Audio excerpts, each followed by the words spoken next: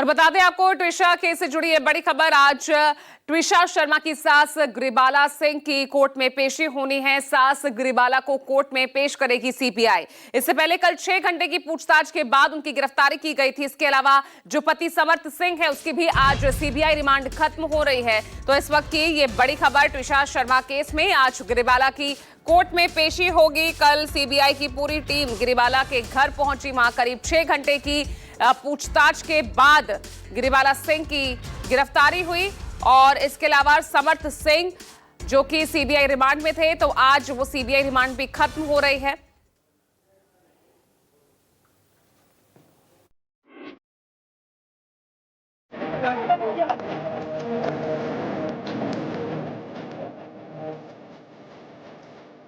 जज ग्रिबाला हुई गिरफ्तार, सीबीआई जांच पकड़े गिरफ्तार।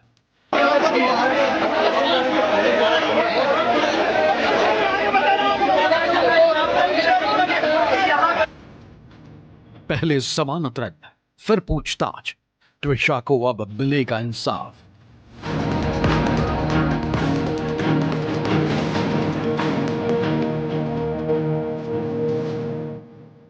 सात घंटे जज सास से सवाल, सीबीआई के फेर में कहां फंस गई।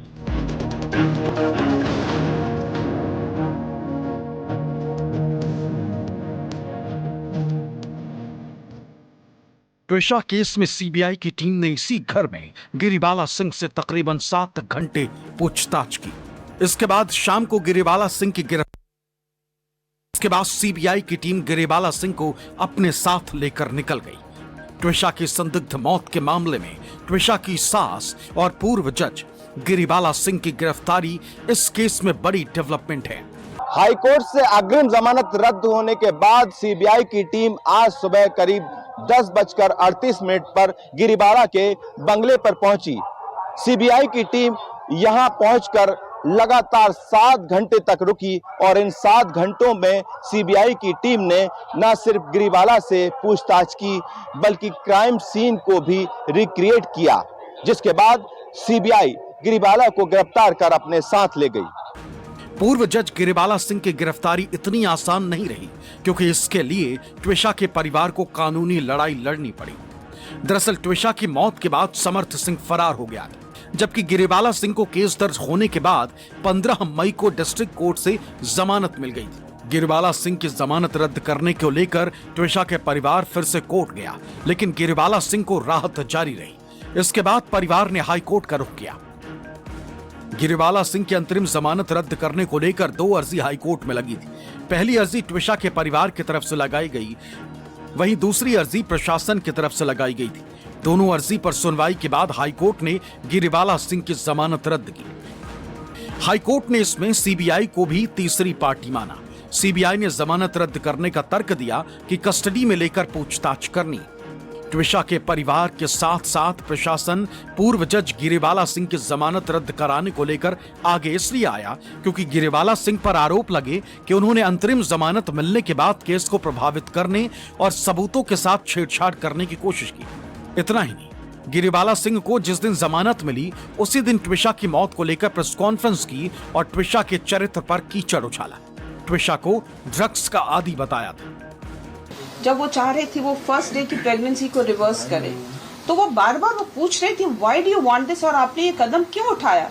तब उसने मेरे सामने कहा I have consumed in large quantities मारुआना। उनके सामने उसने कबूल किया मैंने लार्ज क्वांटिटीज में मारुआना कंज्यूम किया है। ड्रग्स की बात कही आपने, अब आप कह रहे हैं कि उनकी प्रेगनेंसी का जो भी मैटर था वो तो ड्रग्स की बात तो उन्होंने स्वीकार किया था मेरे सामने भाई, इसीलिए मेरे सामने ये बात है, मेरे अपने आप से कंकॉक्शन नहीं है।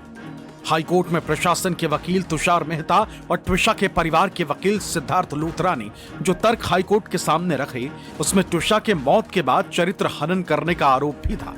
इसके अलावा जो तथ्य हाईकोर्ट के सामने रखे गए उनमें ट्विशा के लिए पूर्व जज गिरिबाला सिंह के ट्विशा के प्रति अपशब्द भी थे, जिसका ऑडियो ट्विशा के परिवार की तरफ से पेश किया गया था। इस ऑडियो में गिरिबाला सिंह ट्विशा के लिए ऐसे शब्दों का इस्तेमाल कर रही थी जिन्हें सुनाया तक नहीं जा सकता। सुन लो, what is the context? She was saying that he keeps accusing me.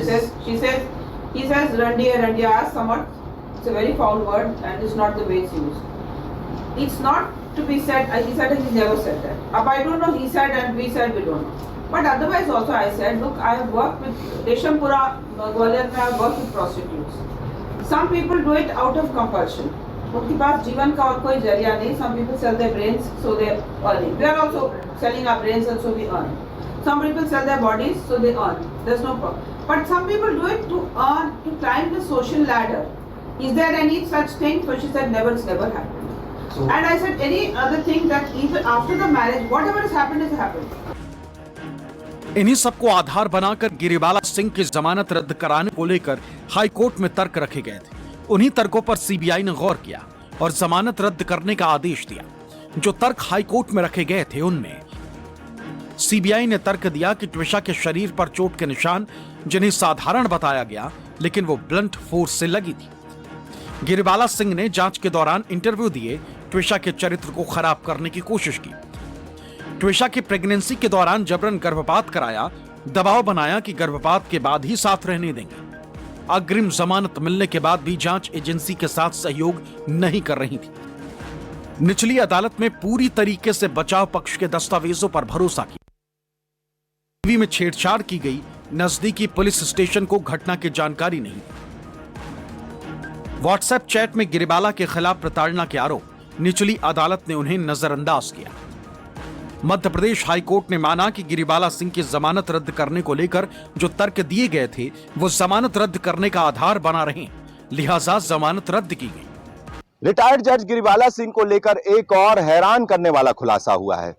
बुधवार को हाई कोर्ट में सुनवाई के दौरान ट्विशा के वकील ने बताया था कि गिरिबाला सिंह ने साइबर क्राइम, साइबर फॉरेंसिक, इसके अलावा डिजिटल सिग्नेचर टेक्नोलॉजी और इसके साथ ही क्राइम सीन मैनेजमेंट के स्पेशल कोर्स की ट्रेनिंग ली है.